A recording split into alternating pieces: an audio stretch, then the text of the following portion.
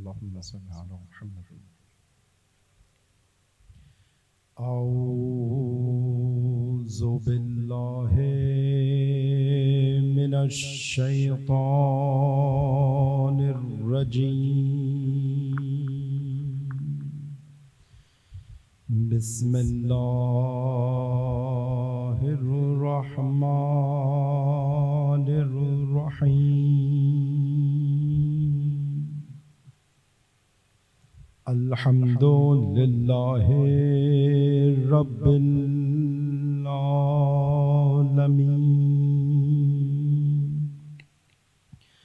الصلاة والسلام على جميع الأنبياء والمرسلين. سيما نبينا وحبيب قلوبنا والشفيع ذنوبنا أبي القاسم المصطفى محمد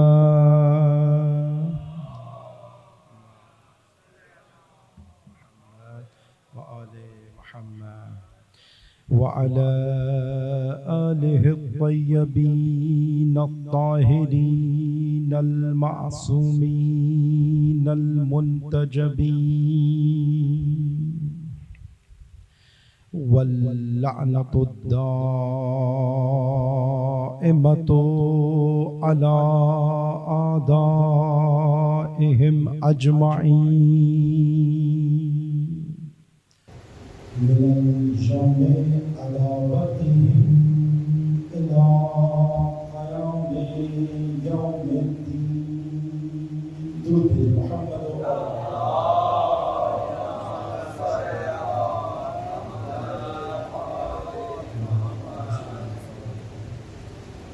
قال الله تعالى في كتابه الكريم وفرقانه المجيد: ولتكن منكم أمة يدعون إلى الخير ويأمرون بالمعروف وينهون عن المنكر وأولئك هم المفلحون. صدق الله العلي العظيم. ارشاد باری تعالیٰ ہو رہا ہے قرآن مجید میں کہ تم ایک امت بنو. کیسی امت بنو؟ یدعون الی الخیر، جو خیر کی جانب دعوت دیتی ہو. وَيَأْمُرُونَ بِالْمَعْرُوفِ، جو امر کرتی ہو معروف کا. وَيَنْحَوْنَ عَنِ الْمُنْكَرِ، جو نہی کرتی ہو منکرات کی نسبت. وَأُولَئِكَ هُمُ الْمُفْلِحُونَ، بس یہی ہیں کہ جو کامیابی فلاح پانے والے ہیں. سورہ آل عمران کی یہ آیت نمبر 104 اور سورہ آل عمران کی آیت نمبر 110 کہ جن کی تلاوت کا شرف روزانہ مجالس میں حاصل ہو رہا ہے،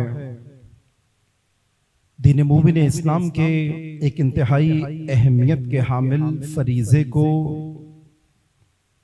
کہ جسے خداوند متعال ایک بہترین فلاح پانے والے کامیاب معاشرے کے راز کے طور پہ بیان کر رہا ہے کہ تم سے پہلے بھی ایک امت تھی جو کہ بہترین امت تھی. وہ کیا کام کیا کرتی تھی؟ وہ بھی امر بالمعروف و نہی عن المنکر کیا کرتی تھی. وَتُؤْمِنُونَ بِاللَّهِ آیت 110 میں کہ وہ خدا پہ ایمان رکھتی تھی. خداوند متعال نے سمیٹ دیا انسانوں کے ایک مجموعے کے کامیابی کے راز کو ان 3 چیزوں کے اندر. آپ کی خدمت میں عرض ہوا کہ آج عزاداران سید الشہداء عاشقان امام حسین محبان فرش عزا اگر اپنی عزاداری کا نصاب سید الشہداء سے لینا چاہیں، قرآن ناطق سے یا قرآن مجید سے لینا چاہیں، دونوں ایک ہی جانب دعوت دیتے ہوئے نظر آتے ہیں کہ معصوم فرماتے ہیں کہ سید الشہداء نے کیا کام انجام دیا؟ اشہد انک قد اقمت الصلاۃ وآتیت الزکاۃ وامرت بالمعروف ونہیت عن المنکر۔ خود سید الشہداء سے پوچھیں کہ آپ نے یہ قیام کیوں کیا، قیام کس طرح سے کیا، کیا کام انجام دیے؟ انما خرجت لطلب الاصلاح فی امت جدی اريد ان اامر بالمعروف وانہا عن المنکر۔ میں چاہتا ہوں اپنے نانا کی امت کی اصلاح کروں، میرا ارادہ یہ ہے کہ میں امر بالمعروف نہیں عن المنکر کروں۔ اگر امر بالمعروف نہیں عن المنکر کو فقط فروعات دین میں محدود کر دیا جائے، نماز، روزہ، حج، زکوٰۃ، تو خدا شاہد ہے یہ بڑی ناانصافی ہوگی روح دین کے ساتھ، مقصد حسینی کے ساتھ، اہداف انبیاء کے ساتھ، پیغام قرآن کے ساتھ۔ پس امر بالمعروف والنہی عن المنکر دراصل اسلام کا ایک اور نام ہے۔ مکمل اسلام اسی میں موجود ہے۔ مکمل اسلام مجموعہ ہے معروف و منکرات کا، کہ اسلام حکم دے رہا ہے منکرات سے بچنے کا اور معروف کو انجام دینے کا، بس یہی مکمل اسلام ہے۔ لیکن جب معروف کی درست ہمارے پاس تعریف ہو، عرض کیا تھا کہ خداوند متعال چاہتا ہے کہ امت کا فرد امر کرے معروف کی جانب، کسی چیز کی جانب اگر امر حتمی طور پہ یقینی بنائے کہ معروف کے اوپر عمل ہو، اس کا مطلب معروف بہت اہم چیز کا نام ہے۔ آپ کی خدمت میں عرض کیا تھا کہ معروف کسی خاص عمل کا نام نہیں ہے، معروف فقط فروعات دین کا نام نہیں ہے، فقط اصول دین کا نام نہیں ہے، بلکہ ہر وہ عمل، ہر وہ شے، ہر وہ چیز، ہر وہ فرد، ہر وہ نظریہ، ہر وہ فکر، ہر وہ ماحول، ہر چیز جو آپ تصور کر سکتے ہیں اس کو معروف اور منکر میں تبدیل کیا جا سکتا ہے، اس کو معروف اور منکر کی عینک سے دیکھا جا سکتا ہے۔ اگر وہ خدا، رسول، قرآن، اسلام کے لیے قابل قبول ہے، معروف ہے، اسلام کے لیے آفیشل ہے، رسمی ہے، ریکگنائزڈ ہے، یہ معروف ہے، چاہے پیغمبر نے انجام نہ بھی دیا ہو، چاہے ائمہ معصومین نے انجام نہ بھی دیا ہو، معروف ہے۔ مثلا اسرائیل کا مقابلہ کرنا، آج آپ کہیں کہ بھئی کوئی آئے کہ ہم فقط پوری کریں گے جو رسول کہتے ہیں، کہتے ہیں نہیں، دیکھو یہ معروف ہے یا نہیں، معروف ہے۔ ظلم کا مقابلہ کرنا معروف ہے، اس کا ایک مصداق عاجز شر کا مقابلہ کرنا، یا آج امریکہ کے مقابلے پہ جانا، کہے کہ بھئی اب کہاں سے اس کے لیے شرعی جواز لے کر آتے ہیں، ہم کہیں گے کہ معروف کی ڈیفینیشن کے اندر مظلوم کی حمایت نہ کرنا منکر ہے، مظلوم کو ہمارے سامنے ہو۔ چوتھے امام، امام زین العابدین علیہ الصلوۃ والسلام، درود بھیجیں اللہم صلی علی محمد وعلی محمد، اپنی دعا میں پناہ مانگتے ہیں کہ اے خدا میں پناہ مانگتا ہوں اس روز سے، اس گھڑی سے، اس وقت سے کہ جب سید سجاد کی زندگی میں کوئی مظلوم ہو اور سید سجاد اس کی مدد نہ کر سکے، میں اس حالت سے پناہ مانگتا ہوں۔ اس قدر بس یہ کام نہ کرنا منکر ہے۔ جو بھی مظلوم کی نسبت خاموشی سے گزر جائے، جو بھی مظلوم سے کنارہ کش ہو کے نکل جائے، منکر ہے۔ اور بہترین معاشرے کی پہچان بھی ہمیں یہ چیز کروا رہی ہے۔ آپ دیکھیں قرآن مجید میں بہترین ٹیکنالوجی رکھنے والے کو بہترین معاشرہ نہیں کہا، اگرچہ ٹیکنالوجی معاشرے کی ضرورت ہے۔ بہترین دولت و ثروت رکھنے والی کی خصوصیت بہترین امت کی بیان نہیں کی، اگرچہ دولت اور ثروت اسلامی معاشرے کو چاہیے، کثرت خوبی بیان نہیں کی. بہترین امت وہ ہے جن کے یہاں مومنوں کی تعداد کثرت سے ہو, مسلمانوں کی تعداد میں کثرت ہو. نہیں بیان کیا اس کو. جو آج ہمارے زمانے میں یا شہرت کو بہترین قوم نہیں کیا کہ بھئی یہ قوم پوری دنیا میں مشہور ہے, شہرت ہے اس قوم کی. زندہ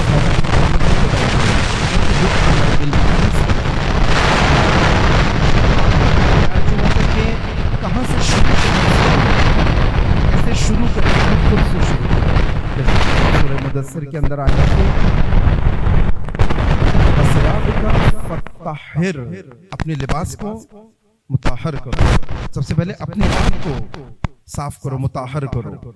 معروفات کا علم, منکرات کا علم حاصل کرنا واجب ہے, چونکہ معروف کا امر کرنا, منکرات سے بچنا, منکرات سے روکنا واجب ہے. بس معروفات اور منکرات کا علم حاصل کرنا بالکل ایسے ہی واجب ہے جیسے نماز کے لیے وضو کرنا واجب ہے. ذاتاً وضو کرنا واجب نہیں ہے, چونکہ نماز پڑھنا واجب ہے. نماز کا مقدمہ ہے جس کے بغیر نماز ممکن نہیں ہے, وضو کرنا واجب ہے. کوئی یہ نہیں کہہ سکتا چونکہ میرے وضو نہیں تھا اس لیے میں نے نماز نہیں پڑھی. خدا کی بارگاہ میں کوئی یہ نہیں دلیل دے سکے گا چونکہ مجھے معروف کا پتہ نہیں تھا اس لیے میں نے معروف پہ عمل نہیں کیا یا معروف کا امر نہیں کیا. خدا کہے گا تو واجب تھا تمہیں پتہ کرنا. آپ کی خدمت میں کل عرض کیا ہمارا نظام تعلیم معروف اور منکرات بتانے سے قاصر ہے. کیوں کہ ہمارے نظام تعلیم کا قصد نہیں ہے, ارادہ نہیں ہے, چاہتا نہیں ہے معاشرے میں. چونکہ جس نے نظام تعلیم بنایا ہے خود وہ حاکم منکر ہے, خود وہ حاکم طاغوت ہے, خود وہ حاکم خدا کا پسندیدہ نہیں ہے. جس نے بھی, آپ جانتے ہیں یہ کافروں کا عدالتی نظام پاکستان کا, آپ جانتے ہیں کافروں کا, نجس انسانوں کا بنایا ہوا عدالتی نظام ہے. وہ نہیں ہمیں گنجائش دے گا. تعلیمی نظام, عدالتی نظام, سیاسی نظام اسلام کی بنیادوں سے لیا ہوا نہیں ہے, کافروں سے لیا ہوا نظام ہے. اس سے توقع نہیں ہے کہ جب میں 18 سال کا ہوں گا تو جتنا میرا سن ہوتا جا رہا ہے مجھے اتنا ہی معروف کا علم بھی ہوتا جائے, منکرات کا علم بھی ہوتا جائے. اس سے توقع نہیں ہے بالکل بھی. اور آج جس معاشرے میں ہم زندگی گزار رہے ہیں ہماری دینی معلومات بہت کم ہیں. وہ سوالات جو جوان کرتے ہیں, وہ شبہات جو آج جوانوں کے ذہنوں میں آتے ہیں, بزرگوں کے ذہنوں میں آتے ہیں, یہ کوئی بہت بڑے شبہات نہیں ہیں. ہماری دینی سطح بہت کم ہونے کا شہادت دیتے ہیں. ایک دلیل ہے کہ جو بہت آسانی کے ساتھ اس وقت multi media, communication, internet, social media کے ذریعے سے ہر شخص بتا رہے اسلام کیا ہے, ہر شخص بتا رہے معصومین کیا ہیں, ہر شخص بتا رہے قرآن میں اس آیت کا مطلب کیا ہے. تو مجھے اور آپ کو بہت ہوشیار رہنا پڑے گا اس معاشرے میں. ہمیں یہی بتایا گیا تھا. ابھی آپ دیکھیں جب حملہ کیا ایران کے اوپر, یا ایران کو جب کہا گیا کہ تسلیم ہو جائے اور ایران کو نہیں چاہیے کہ وہ مقابلہ کریں ان دشمنوں کے مقابلے میں, کافروں کے مقابلے میں, شیطانوں کے مقابلے میں, پاکستان کے یہی صحافی, پاکستان کے سوشل میڈیا پہ معروف علماء یہ بیان دے رہے تھے ایران نے بہت بڑی غلطی کی ہے کہ جو امریکہ اسرائیل کے مقابلے پہ آ گیا. بھئی ہم بھی تو ان کو نوبل پرائز کے ہار پہنا رہے ہیں, ان کی تعریفیں کر رہے ہیں, ان کے ساتھ بیٹھ رہے ہیں, اٹھ رہے ہیں, سب چیزیں کر رہے ہیں. پاکستان کی نجات اسی یزید کو تسلیم کرنے میں, اسی شمر کے سامنے خاموش ہونے میں یہ گفتگو ہوئی. لیکن جب 6 دن بعد 7 دن بعد جب جنگ نے پلٹا کھایا, سافٹ ویئر اپڈیٹ ہو گیا, بھی سب ایران کے گنگانے شروع ہو گئے. کہاں سے سیکھا اس قوم نے, کہاں سے سیکھا؟ اپنی عزاداری کو امر بالمعروف والنہی عن المنکر کا مرکز بنا دیا.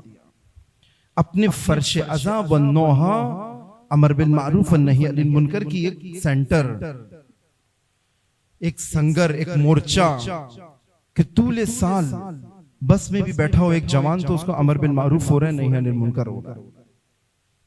ایک قوم کی تربیت کی, اس کو بتایا کہ تمہارا دین یہ ہے, عزاداری یہ ہے, نماز یہ ہے, معصومین یہ ہے, قرآن یہ ہے, اسلام کا خلاصہ یہ ہے. 40 سال حقیقی اسلام ایک قوم کو دیا گیا، آج امریکہ کے مقابلے پہ کھڑی ہو گئی۔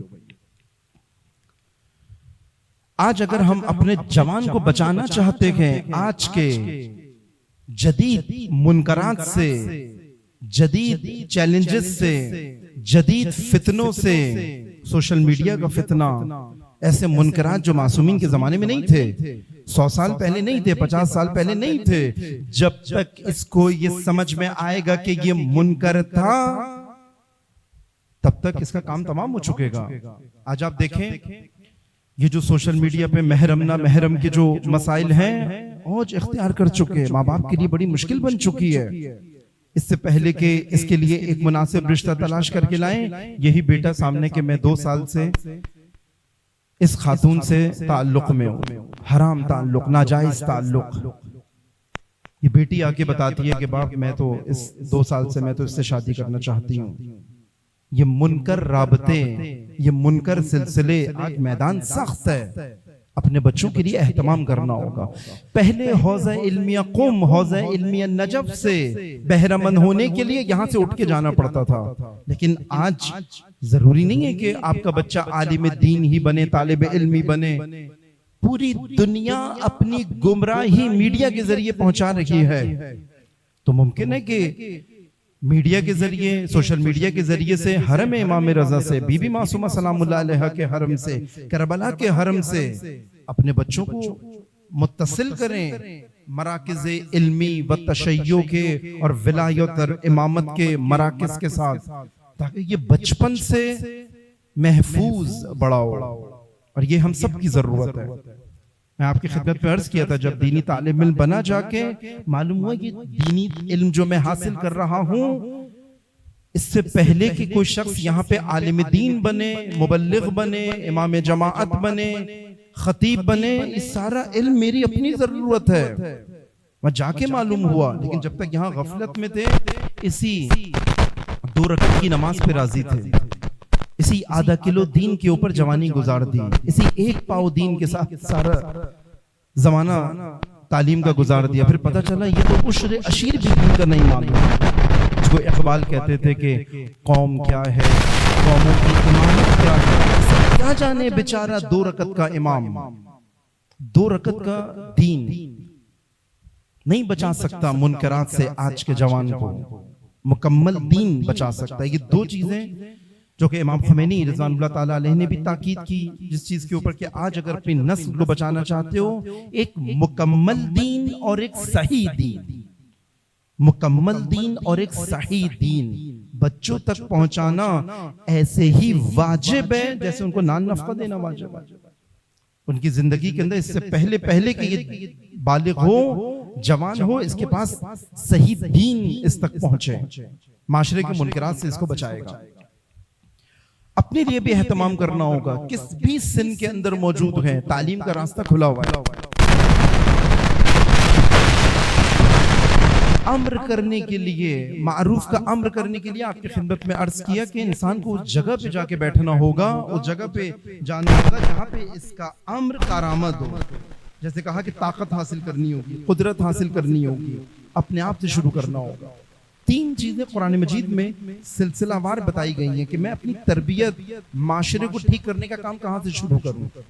اور آج کے اسی 100 سال کے اگر کامیاب انسانوں کو دیکھیں تو ہم دیکھیں کہ انہوں نے اپنے آپ سے شروع کیا۔ امام خمینی رضوان اللہ تعالیٰ علیہ اس صدی کی وہ شخصیت ہے کہ جو خود سازی میں ان 100 سالوں کے اندر اپنا ثانی نہیں رکھتی۔ ان 100 سالوں کے اندر بہترین دین شناسی، بہترین اپنے آپ کو آراستہ کرنا، یعنی ایک شخص اپنے آپ کو تربیت کر رہا ہے، بچا رہا ہے تاکہ اپنے آپ کو جگہ لے کر جائے کہ امر کے قابل بن سکے۔ جب یہ امر کرے تو نیچے سے لوگ سنیں، لوگ کہیں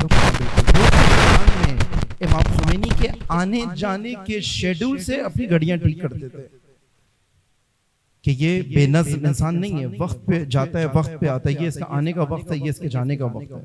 پہلے میں نے یہ واقعہ فقط سنا تھا، کافی دور سے جب وہاں گئے تو بہت افراد سے، ان افراد سے بھی ملاقات ہوئی کہ جو اپنی گھڑیاں ٹھیک کرتے تھے تہران میں۔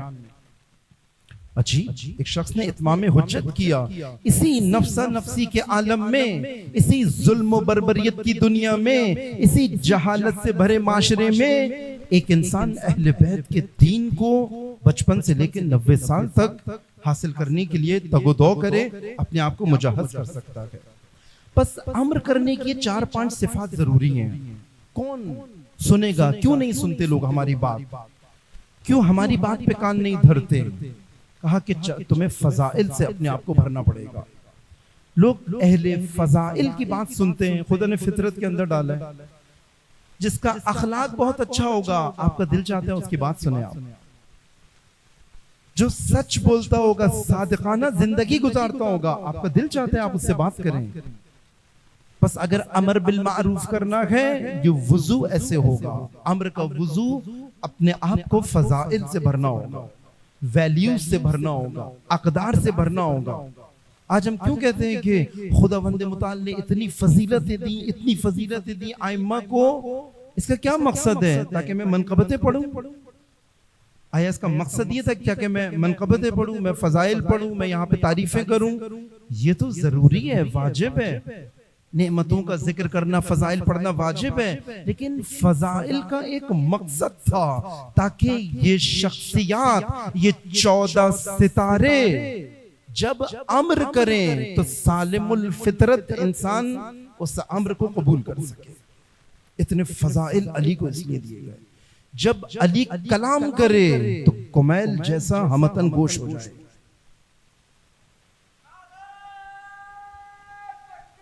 اللہ اکبر۔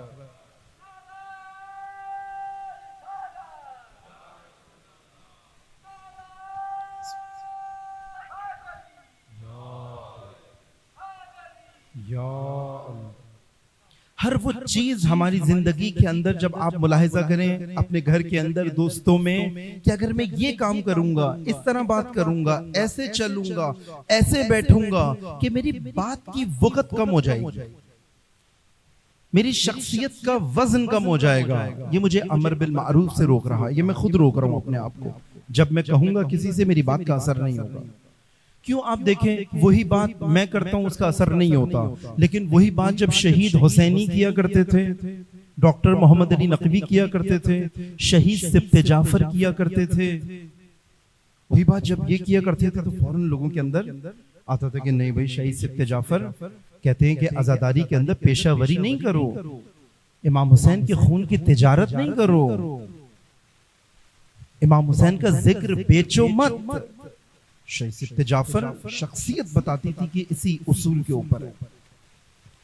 بس ایک ضرورت معاشرے کے اندر ایسی وزین شخصیات کی ہے، معاشرے کے اندر نہیں ہے۔ میں اپنے گھر سے شروع کروں، میں اپنے آپ سے شروع کروں، اپنے آپ کو ایسے فضائل کہ میرے دوستوں میں میری بات کی وزن ہو۔ امر بالمعروف کے لیے واجب ہے اپنے آپ کو ایسے بنانا کہ جب امر کروں تو لوگ کہیں ہاں یہی معروف ہے، ہاں یہی رسمی بات ہے، ہاں یہی صحیح بات ہے۔ خاندان کے اندر بھی ایسے ہی ہوگا۔ یہ جو خاندان کے اندر میں باپ ہوتے ہوئے، شوہر ہوتے ہوئے اپنی اطاعت نہیں کروا پا رہا، اپنے آپ کو امر کے قابل نہیں بنا رہا۔ خدا نے ولایت دی ہے، امامت دی ہے شوہر کو اور باپ کو۔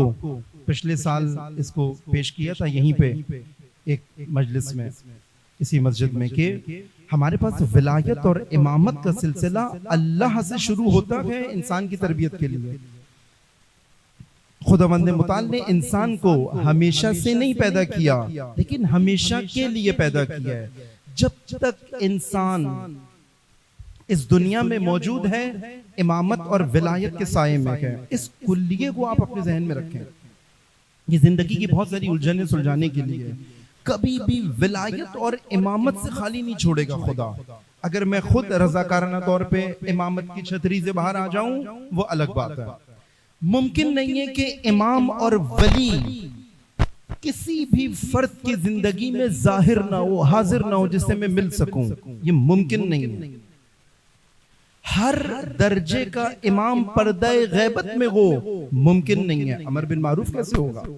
نہی عن المنکر کیسے ہوگا؟ ولایت اور امامت کے فرائض میں سے ہے، ممکن نہیں ہے یہ بات۔ حتماً اللہ پہ واجب ہے یہ، بحیثیت رب، بحیثیت خالق، کہ ہماری امامت اور ولایت کا اہتمام کریں.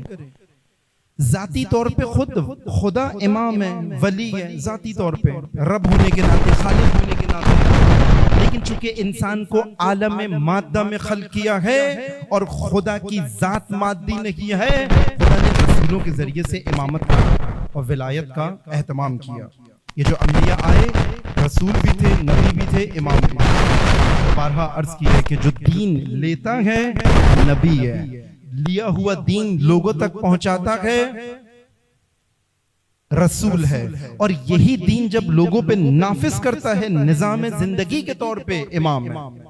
یہی نبی ایک ہی فرد ہے، رسول بھی ہے، نبی بھی ہے، امام بھی ہے. امامت جاری و ساری ہے، ممکن نہیں ہے. اور امام بھی ایسا نہیں کہ بھائی ایک زمانہ ایسا آئے گا امام پردہ غیبت میں ہوگا اور میں پھر کس سے پوچھوں گا.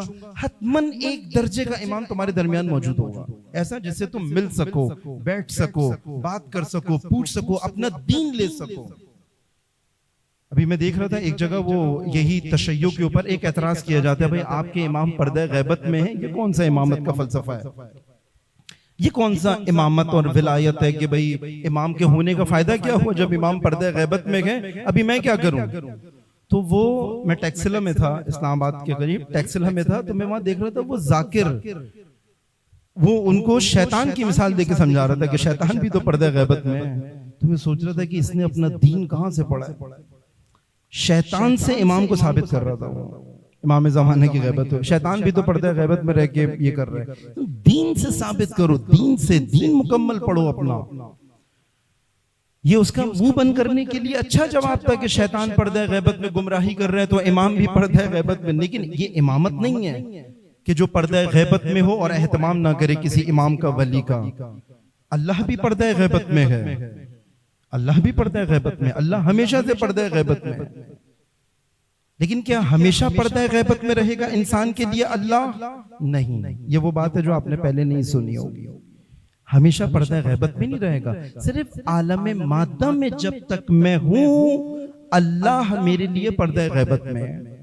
جیسی اس عالم سے عالم ملکوت میں جاؤں گا، عالم ملک سے اللہ میرے لیے حاضر ہوگا، میں اللہ کے حضور حاضر ہوں. چونکہ وہ عالم ایسا ہے، یہ اس عالم کی محدودیت ہے.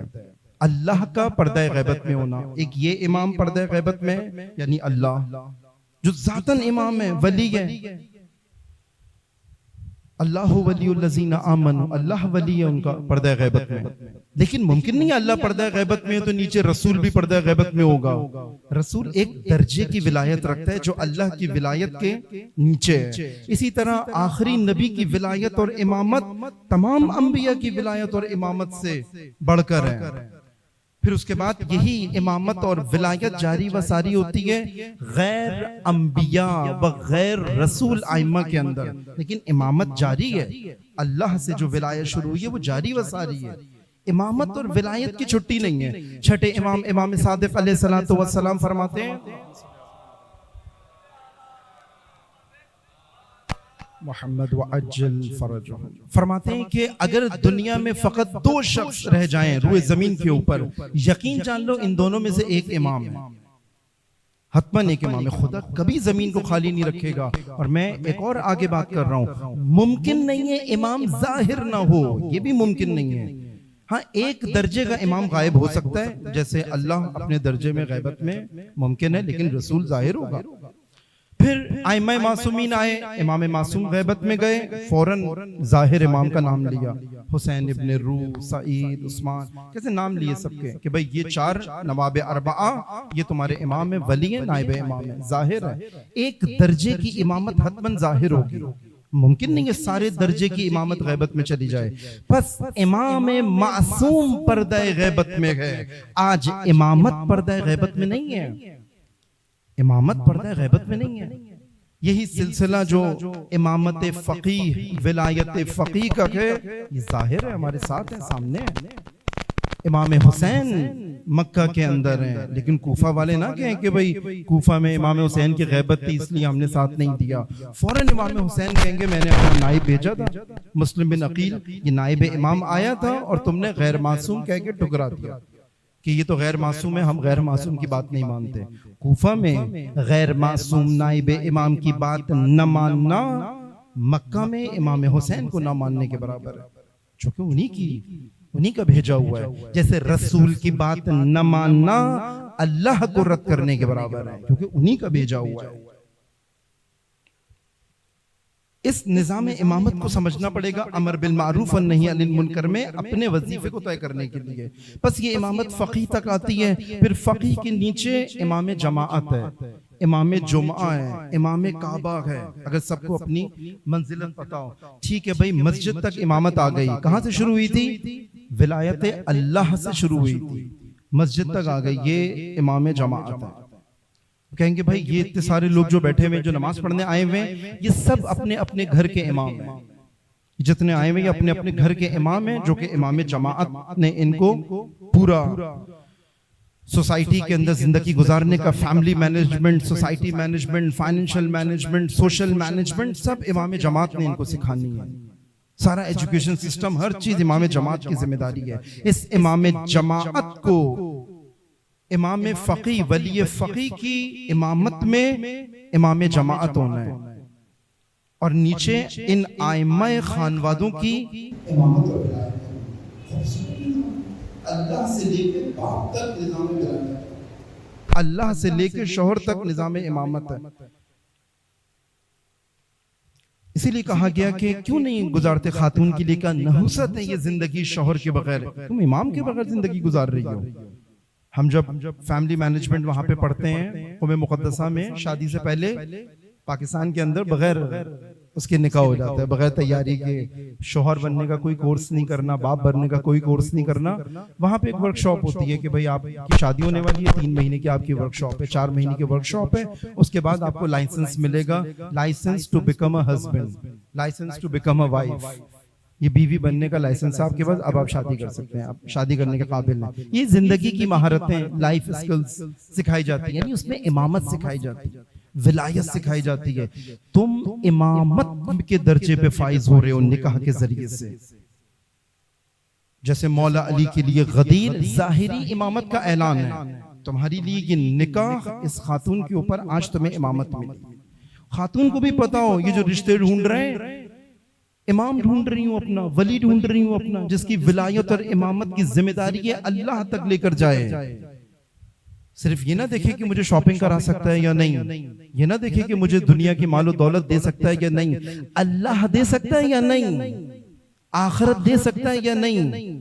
انا للہ و انا الیہ راجعون، میں اللہ سے ہوں اور مجھے اللہ تک جانا ہے. اس میں ہر درجے کے امام کی ذمہ داری ہے مجھے اللہ تک پہنچانا، چاہے وہ ابراہیم ہو، چاہے وہ آخری نبی ہو، چاہے وہ مولائے متقیان ہو، چاہے وہ زمانے کا امام ہو، چاہے وہ ولی فقی ہو، چاہے وہ امام کعبہ ہو، چاہے وہ امام جماعت ہو، چاہے وہ امام جمعہ ہو، چاہے وہ میرا شوہر ہو، چاہے وہ میرا باپ ہو. پھر معصوم فرماتے ہیں اگر تم اکیلی بھی رہ جاؤ تمہاری عقل تمہاری امام ہے. اگر اکیلے ہو کچھ نہ ہو تمہارے پاس، تمہاری عقل تمہاری امام ہے. امامت اور ولایت کے بغیر ہم تمہیں نہیں چھوڑیں گے. اتنی تاکید ہے. 5ویں امام امام باقر علیہ السلام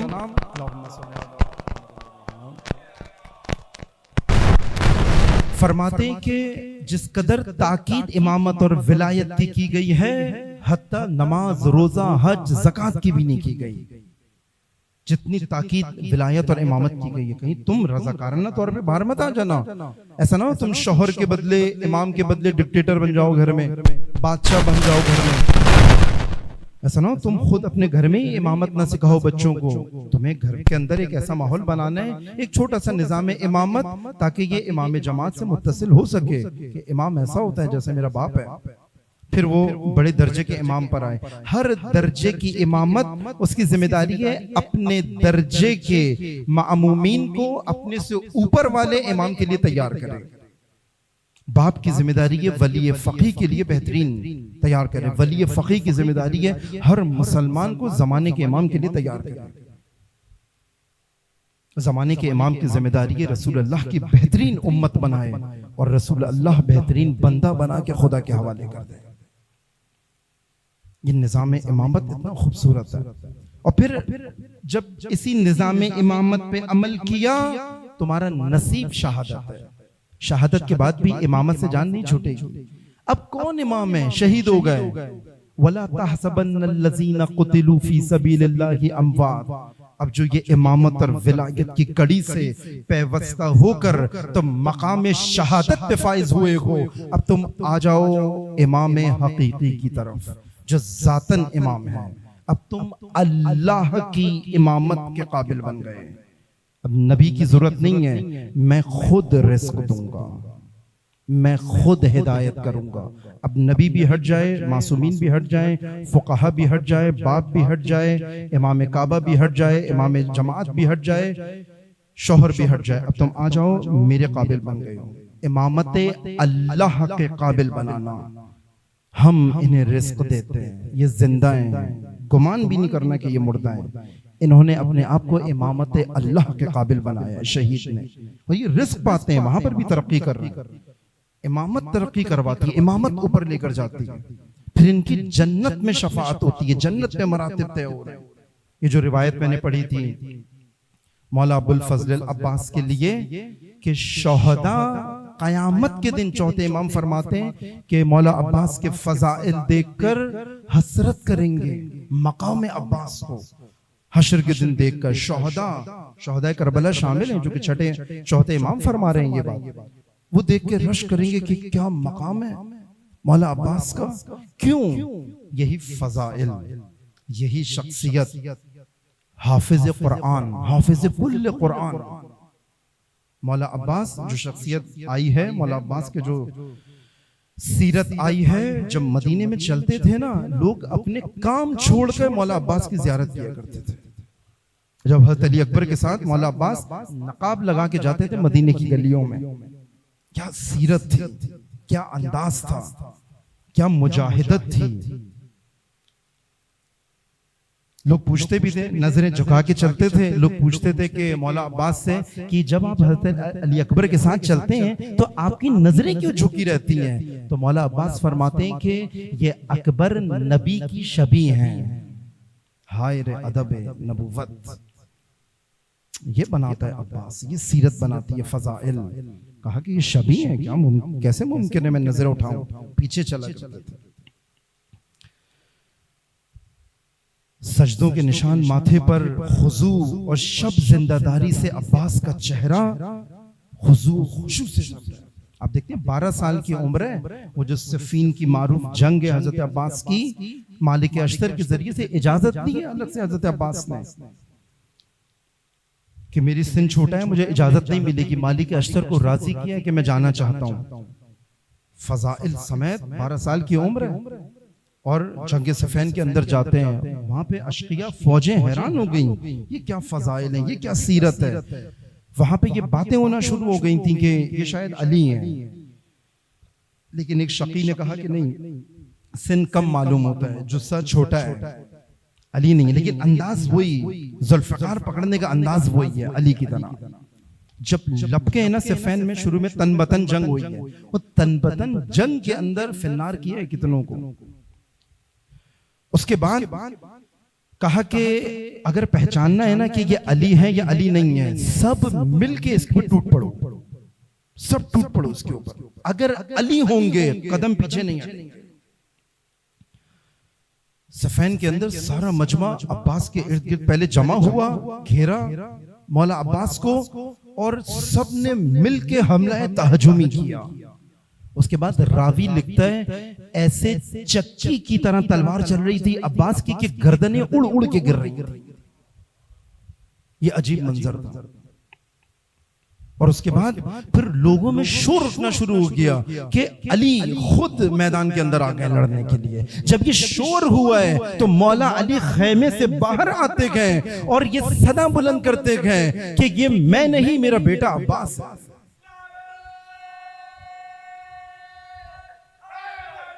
یا علی، یا علی، اللہم صلی علی محمد. حسین نے ایسا لشکر جمع کیا ہے، ایسا لشکر جمع کیا عزاداروں کا نصاب. ہر شخصیت کربلا کی ایک نصاب ہے عزادار کے لیے. یہ اس قابل بنتا ہے کہ حسین سے علم لے سکے. میں نے کہا نا کہ یہ آپ تحقیق کریں، سوچیں اس نقطے کے اوپر. اس لشکر کے اندر ایک معصوم امام موجود ہے امام حسین کے پاس، امام زین العابدین علیہ السلام. میرے خود ذہن میں تقریباً اوائل طلبگی سے یہ سوال تھا کہ ایک معصوم امام کے ہوتے ہوئے کربلا تاریخ کی اتنی اہم جنگ کا پرچم ایک غیر معصوم کو دیا جا رہا ہے. خود فضیلت حضرت عباس کے لیے کافی ہے. ایک معصوم امام کے ہوتے ہوئے، چونکہ امام چہرم آخر میں بیمار ہوئے ہیں، لیکن علم عباس نے بہت پہلے پایا ہے اس لشکر کا. راز ہے اس کے اندر، ایک سر ہے اس کے اندر کربلا کا. یہ شخصیات آج زمانے کے امام کو چاہیے کہ آج کی اگر کشتی کا بیڑا پار کرانا ہے، اس کشتی کو ساحل تک پہنچانا ہے، آپ دیکھیں یہ قیمتی شہادتیں چاہیے، یہ قیمتی شخصیتیں چاہیے. جب یہ بات کریں ملت کھڑی ہو جائے. سید حسن نصر اللہ، قاسم سلیمانی، شہید حسینی،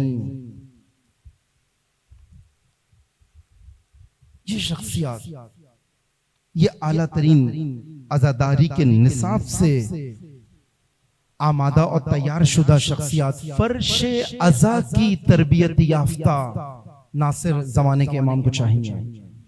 یہاں سے یہ کام شروع ہوگا. لیکن عزاداری کا نصاب بدل دیا گیا. اس چیز کی طرف وہ توجہ نہیں دلائی گئی کہ وہ جس کا کام ہی امر بالمعروف و نہی عن المنکر تھا، جس کے قیام کا نعرہ یہ تھا، اس کے منبر سے امر بالمعروف ختم کر دیا جائے. ان کو معلوم تھا اس میں طاقت ہے، اس کی روح نکال لو، عزاداری کی خطابت کی روح نکال دو. خطیب کو تجارت پہ لگا دو، خطیب کو پیشاور بنا دو. پیشاور خطیب کبھی بھی فرش عزا سے زمانے کے امام کو علی اکبر نہیں دے سکتا. پیشاور خطیب کبھی بھی حر کو فرش عزا پہ لا کے نہیں بٹھا سکتا، بلکہ شاید بیٹھے ہوئے حر کو بھی فرش عزا سے اٹھا دیں.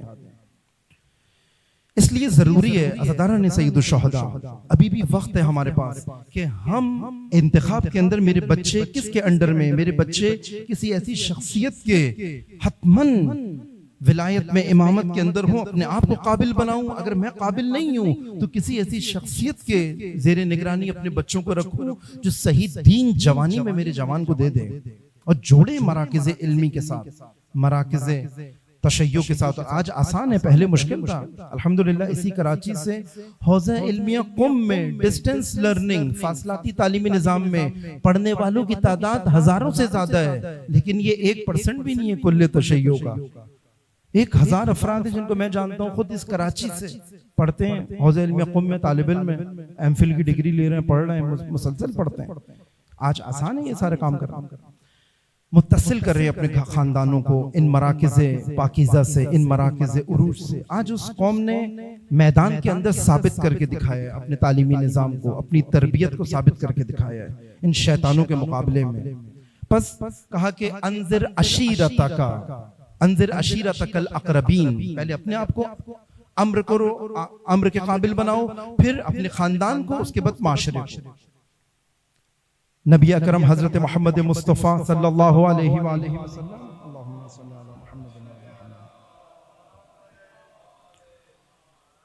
فرماتے ہیں کہ من اصبح ولم یحتم بالامور المسلمین فلیس بمسلم. جس شخص صبح کی اس حالت میں کہ مسلمانوں کے امور سے بے خبر رہا، یہ شخص مسلمان نہیں ہے.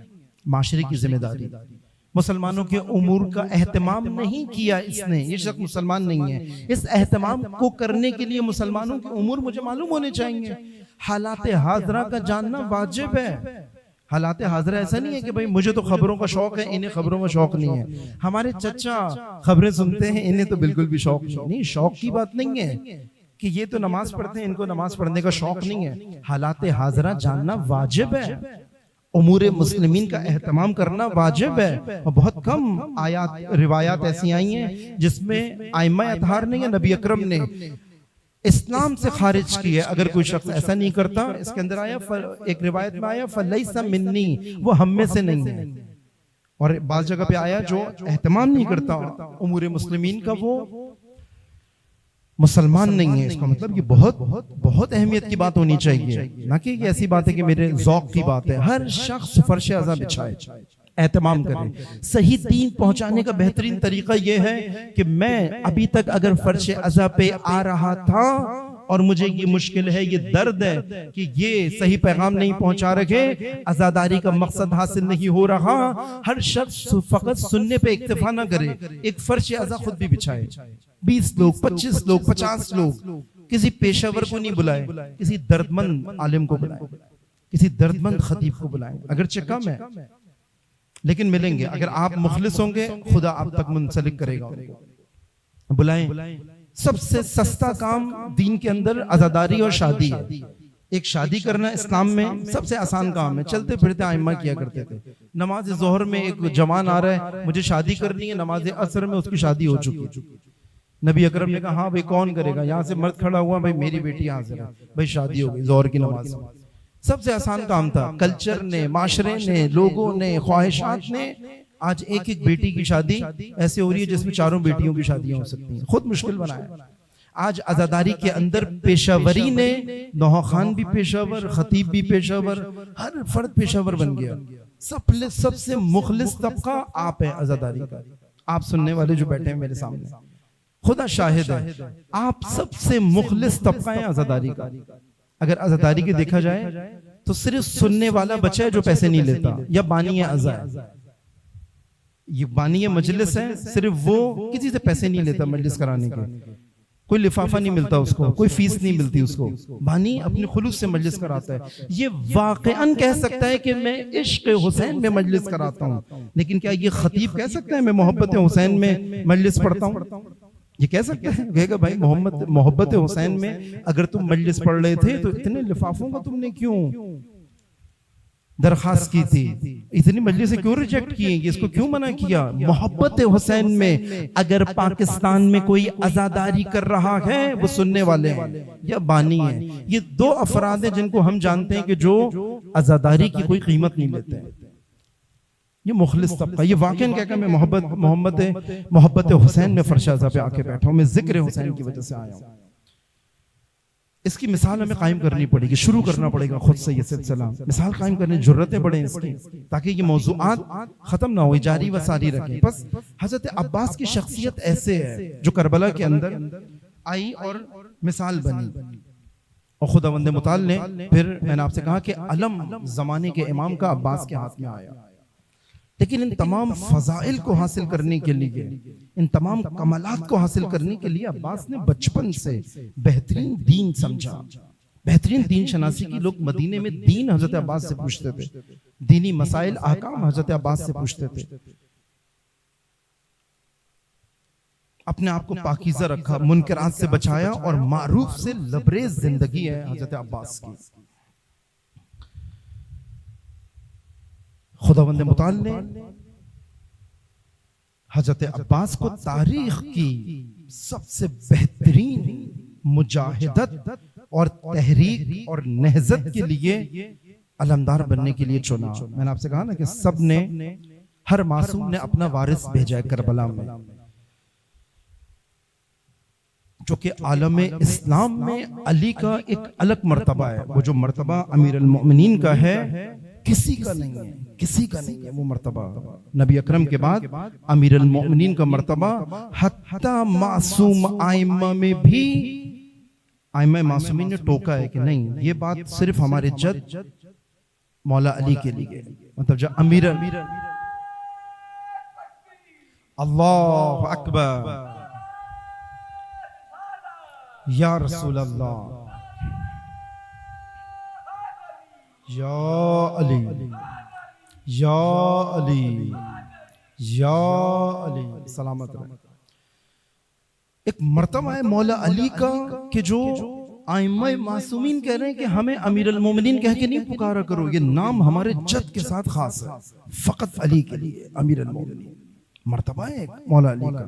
بس کربلا میں بھی جو وارث علی نے کربلا میں بھیجا ہے اس کا بھی مرتبہ ہے. کربلا میں بھی عباس کے جیسا کوئی نہیں ہے. کربلا میں بھی عباس جتنا قد کسی کا نہیں. کربلا میں بھی 12 علم دیے ہیں کربلا میں، لیکن جو علم عباس کے پاس ہے وہ ان 11 کے پاس نہیں ہے. زہیر کے پاس بھی علم ہے کربلا میں، حبیب کے پاس بھی علم ہے کربلا میں. لیکن جو علم عباس کے پاس ہے، کربلا کا مرکزی علم کے قابل عباس ہے، وہ فضائل اپنے اندر جمع کیے گئے کہ چشم حسین کو بھاتا ہے عباس، کربلا کے قابل بناتا ہے عباس، علمداری کے قابل بناتا ہے۔ خدا شاہد یہ نمونہ ایک عزادار کو زمانے کے امام تک پہنچانے کے لیے کافی ہے، نصاب عباس میں اپنی زندگی گزارنا، عباس سے زندگی کا ہنر سیکھنا، عباس سے زمانے کے امام کی شناخت سیکھنا، عباس کی امام شناسی، عباس کی کائنات شناسی، عباس کی انسان شناسی، پورا نصاب ایک عزادار کی۔ زہیر نے ایک مرتبہ عباس خیموں کے گرد پہرا لگائے کھڑے ہوئے ہیں، حضرت زہیر نے عباس سے کہا ہمیں آپ سے ایک بات کرنی ہے۔ زہیر بن قین، حضرت عباس کہتے ہیں تمہیں معلوم نہیں ہے جنگ کا وقت ہے، یہ کیا حالت ہے، اس وقت تمہیں ایک بات کرنے کا، ہم تمہیں تمہارے بابا کی ایک بات یاد کرانا چاہتے ہیں۔ زہیر نے کہا کہ تم نے میرے بابا کا نام لیا ہے، اس لیے عباس تمہاری بات سنے گا، لیکن میں زین سے نہیں اتروں گا، یہیں سے بولو یہیں سے سنوں گا۔ اب زہیر نیچے کھڑے گئے، عباس گھوڑے پہ سوار پہرا دے رہے ہیں خیموں کا۔ کہا عباس جانتے ہو تمہارے بابا نے تمہیں کس دن کے لیے پالا تھا، کس دن کے لیے خدا سے مانگا تھا؟ بس یہ جملہ سننا تھا۔ عباس نے کہا اے زہیر کیا تم مجھے جوش دلا رہے ہو؟ ایک انگڑائی لی عباس نے، ایک ٹھوکر ماری، گھوڑے کی رکاب ٹوٹ گئی۔ اسی اسنا میں جب زہیر اور عباس کا مکالمہ چل رہا تھا، حضرت عباس نے دیکھا ہمارے باتوں میں مشغول ہونے کی وجہ سے اشقیاء کے لشکر سے ایک گھوڑ سوار آ رہا ہے۔ عباس پہچانتے ہیں اس کو، تاریخ کا معروف جنگجو ہے مارد کے نام سے، وہ آ رہا ہے کہ عباس ادھر مشغول ہے، میں یہاں پہ کہیں حملہ کروں۔ عباس کی عقاب جیسی آنکھوں نے مارد کو دیکھا، اسی اسنب میں چھپکے ہیں مارد کی طرف، اور رجز پڑا، رجز پڑھتے ہوئے کہا کہ اے مارد میں آج تجھے تیرے ہی نیزے سے ماروں گا۔ آگے بڑھے اور پھر تاریخ نے لکھا عباس نے اسی کے نیزے سے مارد کو فنار کیا۔ یہ شخصیت ہے، عجیب کیفیت ہے ابو الفضل عباس۔ لیکن جس چیز کے لیے مولا علی نے مانگا تھا عباس کو، وہ حاجت عباس کی کربلا میں پوری نہ ہوئی۔ عباس کی حاجت کو کربلا میں پورا نہ ہونے دیا۔ جس جنگ کے لیے عباس نے اپنی تربیت کی تھی بچپنے سے جوانی تک، سکینہ کے سوکھے کوزے دیکھتا ہی اس دنیا سے چلا گیا وہ عباس۔ شاید چونکہ باب الحوائج بنانا تھا تو عباس کی اس آخری حاجت کو کربلا میں پورا نہ ہونے دیا۔ اب جب بھی عباس آتے نا حسین کے پاس کہ اذن جہاد دے دیجئے، ہمیشہ حسین ایک جملہ بولتے، اے عباس آپ تو میرے لشکر کے سپہ سالار ہیں، ارے آپ تو علمدار ہیں، کہ کبھی ایسا ہوا ہے کہ علمدار پہلے میدان میں چلا جائے؟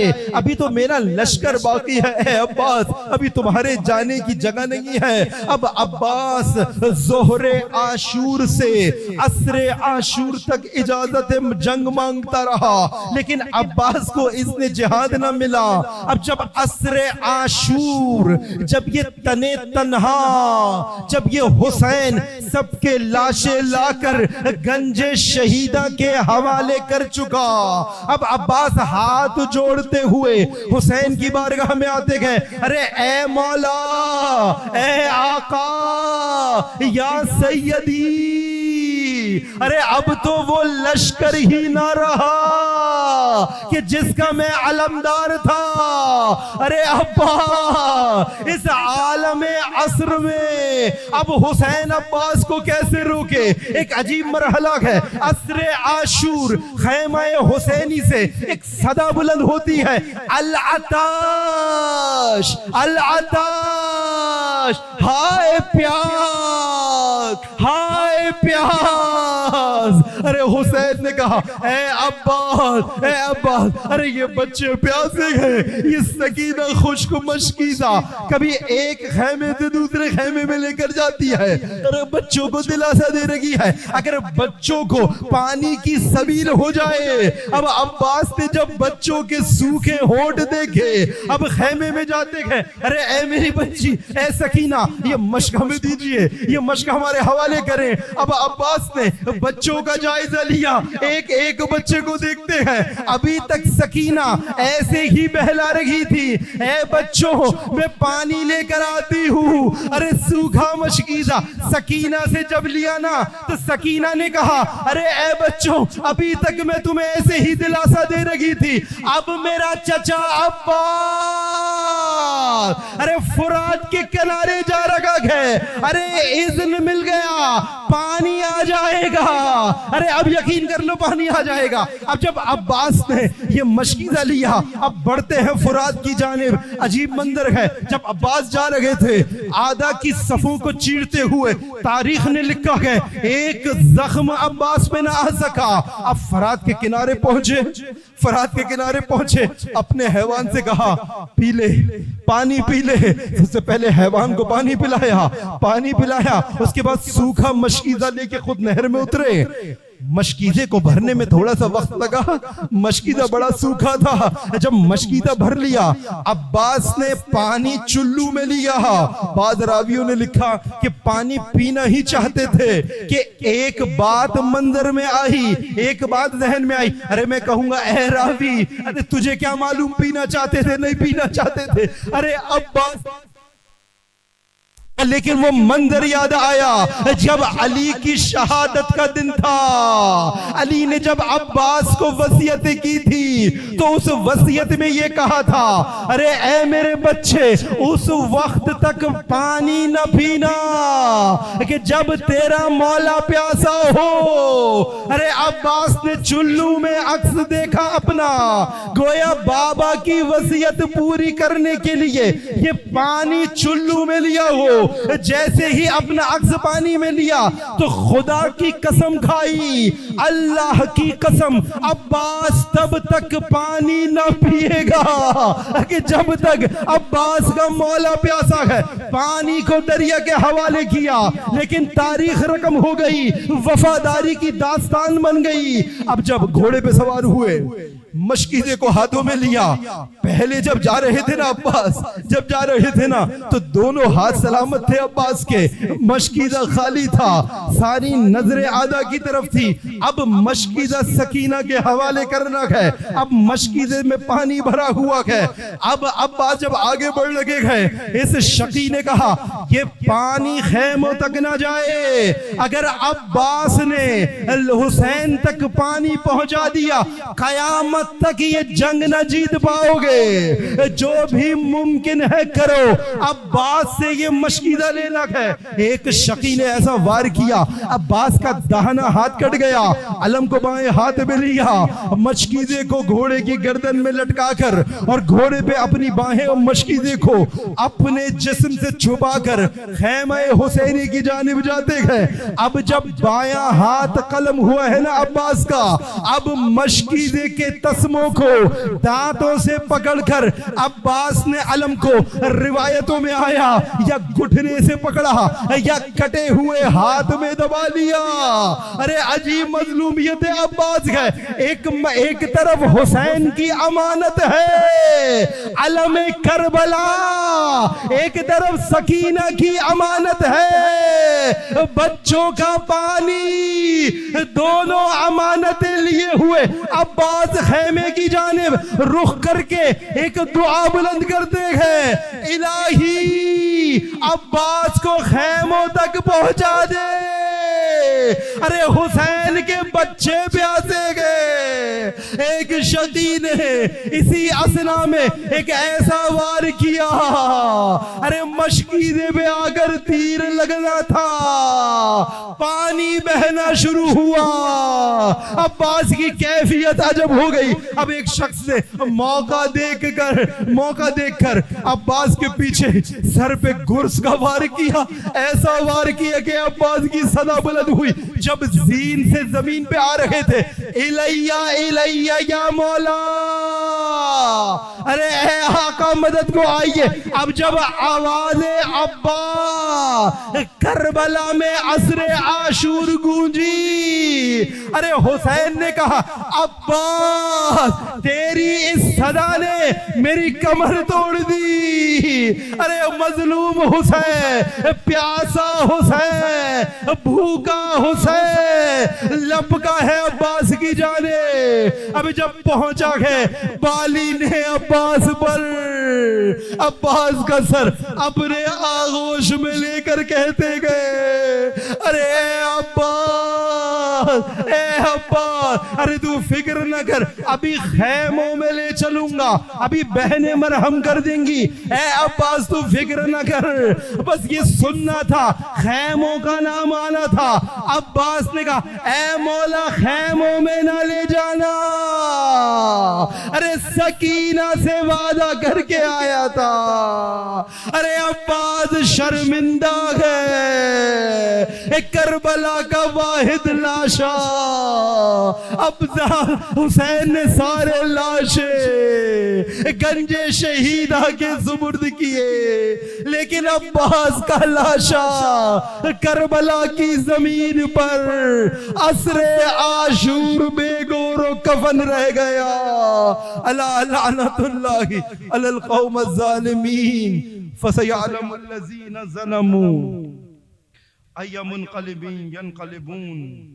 پروردگار عالم تیری بارگاہ میں دعا گو ہے، ہماری اس قلیل سی عبادت کو اپنی بارگاہ میں قبول فرما.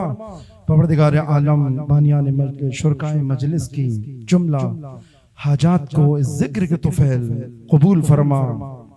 پروردگار عالم جو کوئی بھی پریشان حال ہیں، جنہوں نے التماس دعا کہا ہے، ان کی دعاؤں کو، ان کی پریشانیوں کو ذکر مولا ابو الفضل عباس کے طفیل اپنے غیب سے برطرف فرما. پروردگار عالم ان کے مریضوں کو شفائے کاملہ و عاجلہ عنایت فرما. ان کے مرحومین کو جوار رحمت میں جگہ عنایت فرما. عزاداروں کی جان و مال و عزت و آبرو کی حفاظت فرما. دشمنان عزاداری، دشمنان علمداری، دشمنان ماتمداری، دشمنان فرش عزا، دشمنان مکتب اہل بیت اگر ہدایت کے قابل نہیں گئے، ان کو ان کے عزائم سمیت نیست و نابود فرما. پروردگار عالم تیری بارگاہ میں دعا گو ہیں، ہمیں اس قابل بنا اپنے زمانے کے امام کا دیا ہوا علم اٹھانے کے قابل بننے کی توفیق عنایت فرما. پروردگار عالم تیری بارگاہ میں دعا گو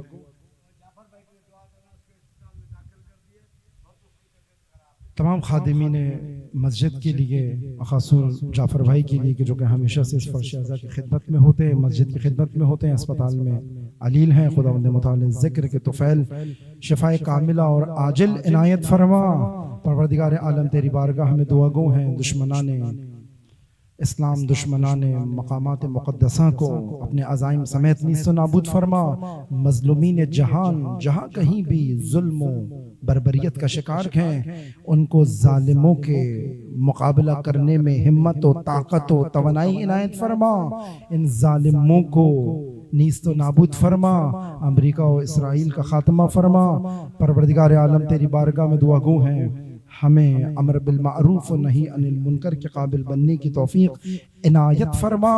پروردگار عالم تمام علماء مراج مجتہدین آیت اللہ سیستانی حافظ اللہ مقام معظم رہبری کو طول عمر و سلامتی عنایت فرما.